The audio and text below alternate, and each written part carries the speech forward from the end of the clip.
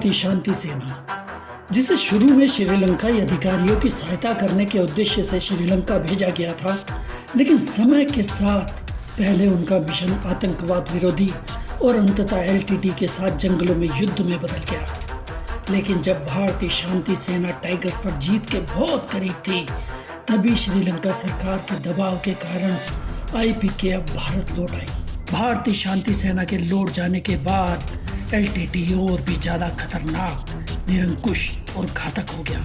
अब वो सीधे श्रीलंका की सेना, अधिकारियों और सबसे ज़्यादा सुरक्षा में रहने वाले नेताओं पर कामयाब हमले करने लगा।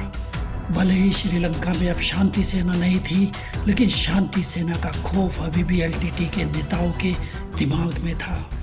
1991 के चुनाव में राजीव गांधी के साथ भारतीय शांति सेना के श्रीलंका में लौटने के आभास ने अब एलटीटी के चीफ प्रभाकरन को इतना परेशान कर दिया कि अब उसने राजीव गांधी की हत्या करने की ठान ली। एलटीटी प्रमुख वेलुपिल्लई प्रभाकरन ने नवंबर 1990 में ये निर्णय लिया और एक ऑपरेशन शुरू किया।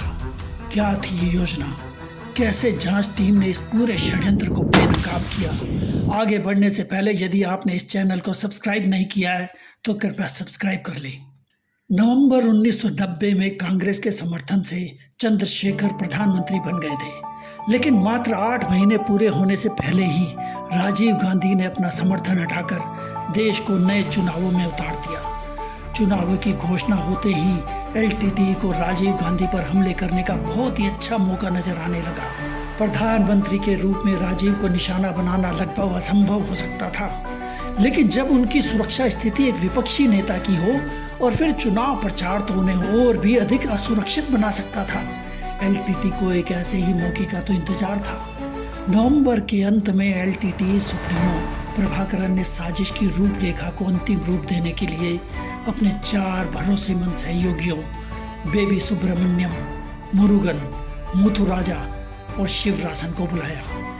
यहाँ प्रभाकरन ने इस टीम को अपना निर्णय बताया। भले ही ऑपरेशन का विवरण उन पर छोड़ दिया गया था, लेकिन प्रत्येक को क्या करना है ये एकदम साफ था।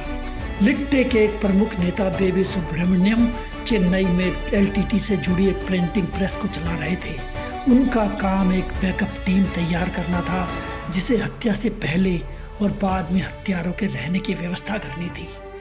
मुथु राजा को उचित संचार सुविधाएं, गुप्त संदेशों को एक दूसरे तक पहुंचाना और हत्यारों के लिए धन की व्यवस्था के साथ साथ तब के मद्रास, जिसे आज चेन्नई के नाम से जाना जाता है, वहां एक बेस बनाना था। मुरुगन, जो एलटीटी का एक प्रमुख प्रशिक्षक और विस्फोटक विशेषज्ञ था, उसका काम सुब्रमण्यम और मुथु राजा के काम के पूरा हो जाने के बाद शुरू होना था। शिवरासन, जो इस षड्यंत्र का सबसे महत्वपूर्ण व्यक्ति था, उसे सबसे महत्वपूर्ण कार्य करना था राजीव गांधी की हत्या का। 1991 की शुरुआत होते ही प्रभाकरन के इन 4 लेफ्टिनेंटों ने योजना को अमली जामा पहनाना शुरू कर दिया। बेबी सुब्रमण्यम और मुथु राजा चेन्नई आ गए। वहाँ शुभा न्यूज एजेंसी और फोटो एजेंसी पहले से ही चेन्नई में एलटीटी हब के रूप में काम कर रही थी। शुभा की एजेंसी में कई द्रविड़ कजगम यानी डीके के सदस्य भी आते थे। डीके डीएमके पार्टी का ही एक चरमपंथी भाई है, जो एलटीटी के प्रति खुले तौर पर सहानुभूति रखता है। मुथु राजा और बेबी सुब्रमण्यम ने अपना पहला लक्ष्य शुभा के घर से एक युवा डीके कार्यकर्ता भाग्यनाथन को चुना। भाग्यनाथन एक राजनीतिक पत्रिका निकालना चाहता था, लेकिन इसके लिए उसके पास वित्तीय संसाधन जैसा कुछ नहीं था। भाग्यनाथन का परिवार भारी कर्ज में भी डूबा हुआ था। वो खुद एक फर्म को स्टेशनरी आइटम्स की आपूर्ति करने वाली कंपनी में काम करता था, जहां उसकी बहन नलिनी सचिव के रूप में काम करती थी। उन्हीं दिनों उनकी नर्स माँ को रहने के लिए जो फ्लैट मिला हुआ था, कुछ कारणों से उन्हें भी उसे खाली करने को कह दिया गया। खर्चे चारों तरफ खड़े थे, जबकि पैसे आने का रास्ता कोई नहीं था।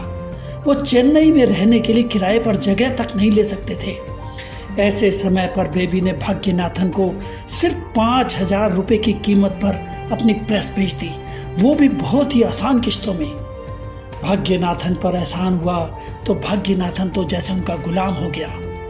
काश भाग्यनाथन को आभास होता कि ये कोई एहसान नहीं बल्कि एक जाल था, जिसमें फंसकर अब उस पर ही नहीं बल्कि उसके पूरे परिवार पर आतंकवादी होने का ठप्पा लगने वाला था।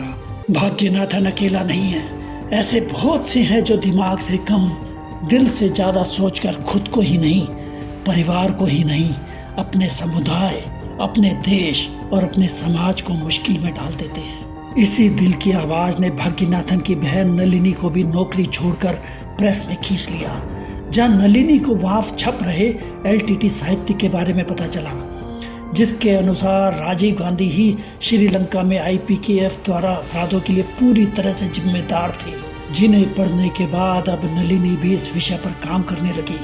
सैटेनिक फोर्सेज नाम की इस पुस्तक में भारतीय शांति सेना के कारनामों को एक जघन्य अपराध की तरह दिखाया जाता, जिसमें श्रीलंका में आईपीकेएफ के नकारात्मक पहलुओं और राजीव गांधी की सरकार द्वारा स्थिति को ठीक से न संभाल पाने के बारे में भारतीय मीडिया में प्रकाशित विविध समाचार रिपोर्टों, तस्वीरों, कार्टूनों और संपादकीय का मात्र संकलन किया जाता था। इस बीच दूसरा सदस्य मुथु राजा शुभा सुंदरम की एजेंसी में व्यस्त था। शुभा को पहले ही प्रभाकरण से एलटीटी के गुप्त ऑपरेशन में मुथु राजा के साथ सहयोग करने का संदेश मिल चुका था, जिसके लिए कुछ अज्ञात लोगों की भर्ती की जरूरत थी। ऐसे समय पर शुभा को 2 फोटोग्राफर रवि शंकरन और हरि बाबू का ख्याल आया। भले ही शुभा ने हरि बाबू को लापरवाह होने के कारण नौकरी से निकाल दिया था, लेकिन वो लिट्टे द्वारा दी गई वित्तीय सहायता के कारण एलटीटी के लिए बहुत आभारी था। हरि बाबू को नौकरी पर लगाते ही मुथु राजा ने हरि बाबू को बताया कि फोटोग्राफी सीखने के लिए जाफना से कोई व्यक्ति आ रहा है और वो हरि बाबू के साथ पेइंग गेस्ट के तौर पर रहेगा। इस नए फोटोग्राफर बालम ने धीरे धीरे युवा फोटोग्राफर हरि बाबू के दिमाग में श्रीलंकाई तमिलों पर किए गए अत्याचारों के जहर को पूरी तरह भर दिया, जिसके बाद अब हरि बाबू को भी लगने लगा कि अगर राजीव गांधी वापस सत्ता में आ गए तो इसका मतलब तमिलों पर अत्याचारों का एक और दौर आएगा।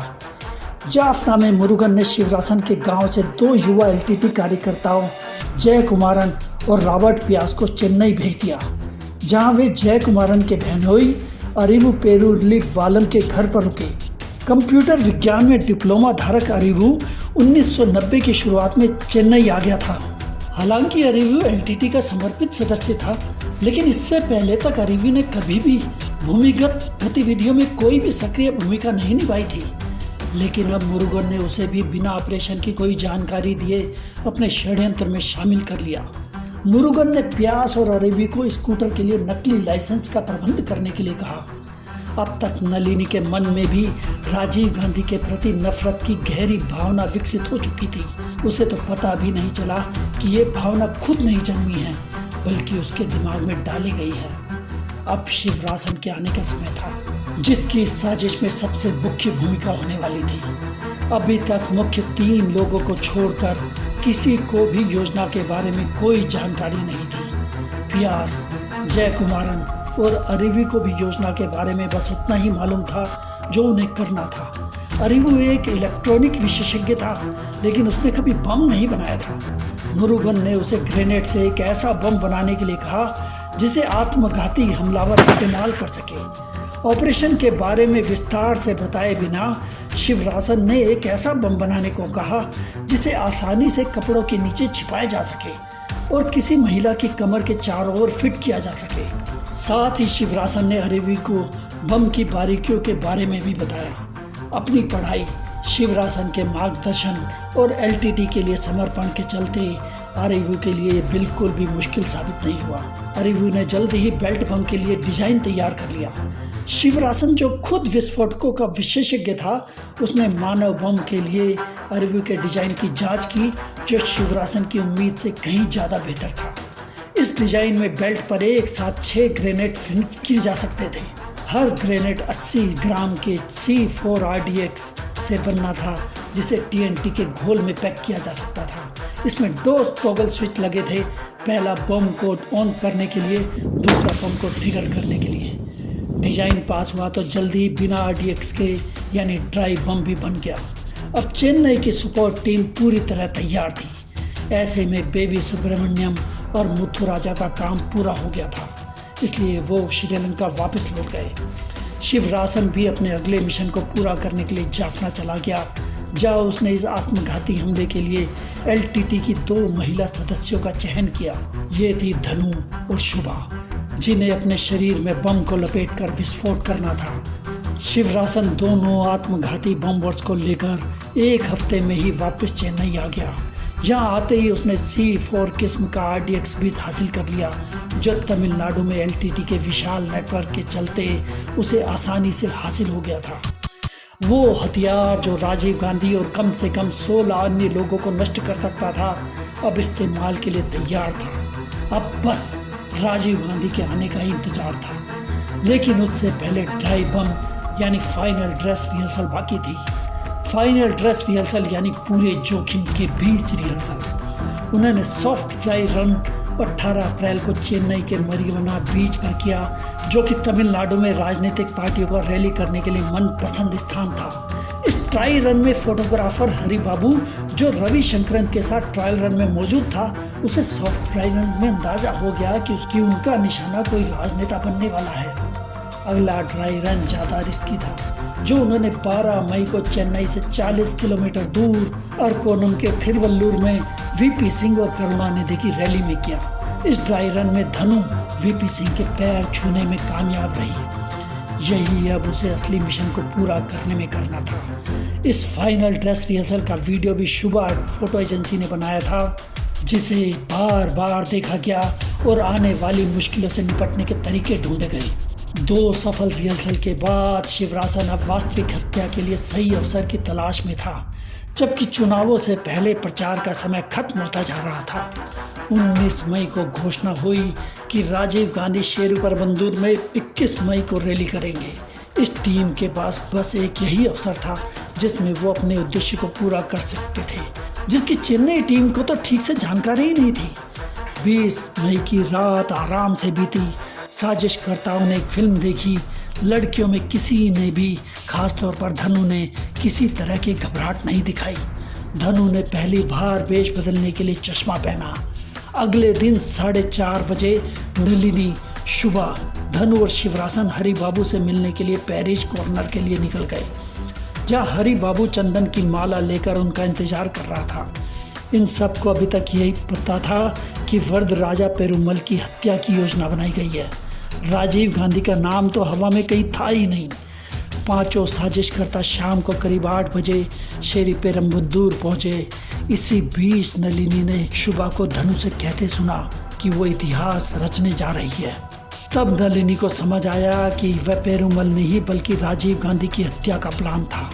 रात करीब 8 बजे ये सभी श्री पेरम्बदूर पहुंचे, जहां डिनर करके राजीव गांधी की सभा में पहुंच गए। धनु के हाथ में माला थी। बाकी 4 भी उसके साथ वीआईपी घेरे के चारों ओर खड़े हो गए। एक समय पर ड्यूटी पर मौजूद महिला सब इंस्पेक्टर अनुसुईया कुमारी ने उनसे पूछताछ की।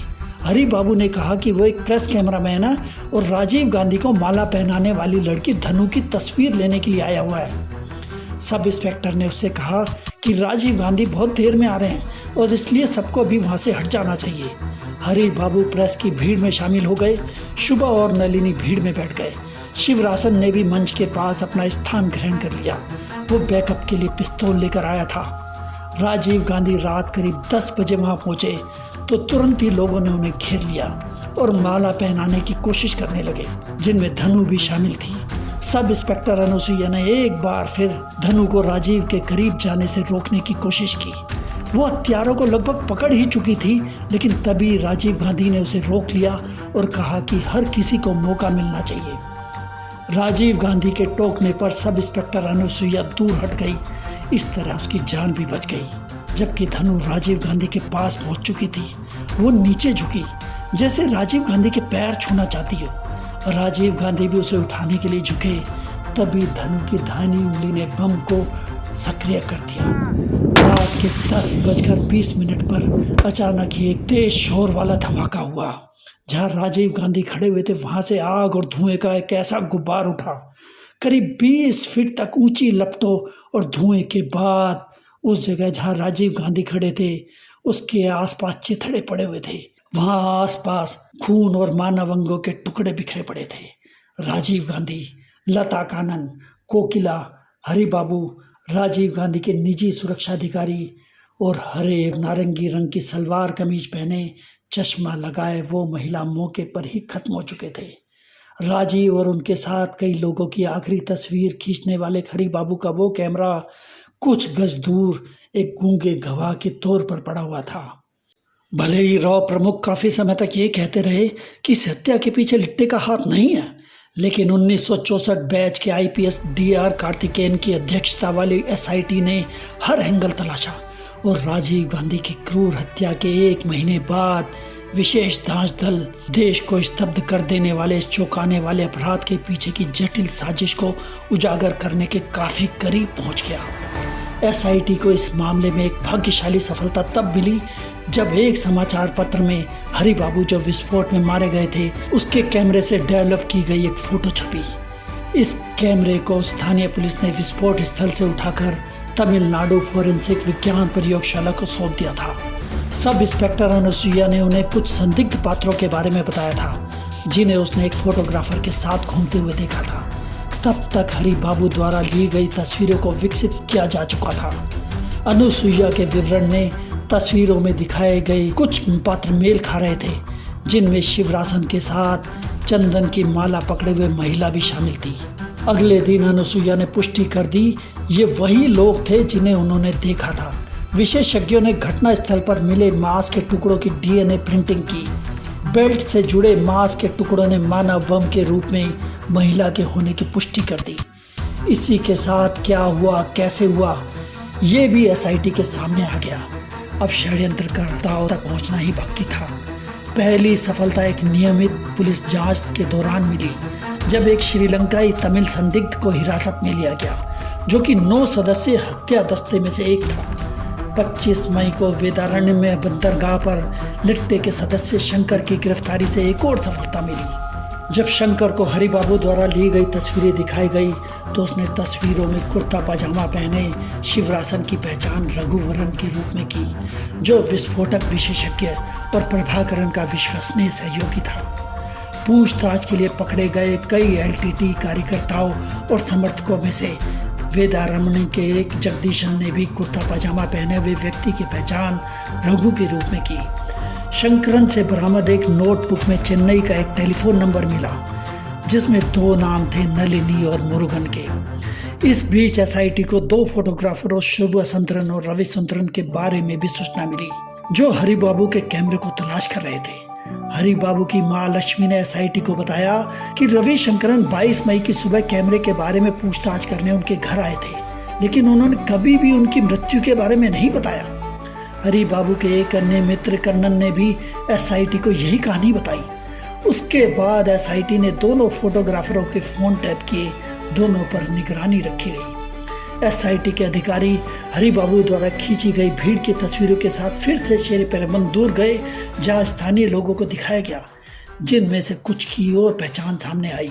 रवि शंकरन से जब्त फोटो एल्बम की जांच में नलिनी के साथ कुछ अन्य लोग भी नजर आए, जिनमें से एक की पहचान रवि शंकरन ने भाग्यनाथन के रूप में की। भाग्यनाथन पकड़ा गया, लेकिन नलिनी और मुरुगन भागने में सफल रहे। अंततः रहस्यमय कुर्ता पाजामा पहने व्यक्ति की पहचान भी अब शिवरासन के रूप में सामने आई। अब तक एसआईटी शुभा, मुरुगन और नलिनी की पहचान करने में सफल रही थी, जिनमें 2 मुरुगन और नलिनी ऑपरेशन की सफलता का जश्न मनाने के लिए अपना सिर मुंडवाने तिरुपति पहुंच चुके थे, जहां उन्होंने शादी करने की भी योजना बनाई थी। लेकिन सुरक्षा कारणों से उन्हें तिरुपति से ज़्यादा चेन्नई लगने लगा, जहां चेन्नई पुलिस पहले से ही उनका इंतजार कर रही थी। इस पूरे केस में मुरुगन और नलिनी की गिरफ्तारी की जांच में सबसे बड़ी सफलता थी। उनकी पूछताछ से पूरी साजिश का पता तो सामने चला ही, साथ ही मास्टरमाइंड के रूप में एलटीटी प्रमुख प्रभाकरण का नाम भी सामने आया। इनके कबूलनामे के बाद अरिवू और रॉबर्ट व्यास की गिरफ्तारी भी जल्दी हो गई।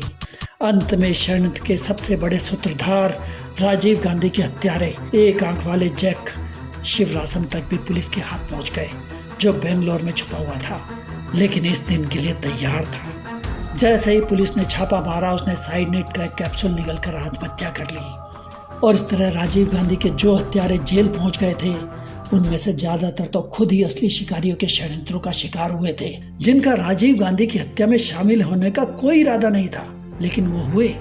और जो असली शिकारी थे शिवरासन और मुरुगन के अलावा बाकी भारत के कानून के हाथों से कोसों दूर उनकी कामयाबी का जश्न मना रहे थे।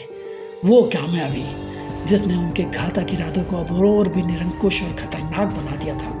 वैसे कुछ लोगों ने तो इस जांच में कमियां निकालकर सोनिया गांधी को ही अपने पति की हत्या का मुख्य साजिशकर्ता ठहरा दिया था। इसी तरह एक कहानी श्रीलंका सरकार द्वारा रचे हुए षड्यंत्र की भी निकली, लेकिन ये कहानियां बस कहानियां ही रही। राजनीतिक विद्वेष और अफवाहों की दुनिया में ऐसी कहानियां सामने आना कोई नई बात नहीं है। वैसे ये तो जग जाहिर ही है कि वर्तमान समय में डीएमके भले ही कांग्रेस की मजबूत सहयोगी है, लेकिन क्षेत्रीय राजनीति में इसके नेताओं ने हमेशा एलटीटी को ही समर्थन दिया है, फिर चाहे बात राजीव गांधी के हत्यारों से जुड़ी ही क्यों न हो। पिछले दिनों जब राजीव गांधी के जिन दोषियों की सजा माफ हुई थी, तो भी इन आरोपियों ने तमिलनाडु के वर्तमान मुख्यमंत्री एमके स्टालिन से मुलाकात की थी। तो आज की कहानी यहीं तक, अगली कड़ी में फिर आपसे मुलाकात होगी, तब तक अलविदा।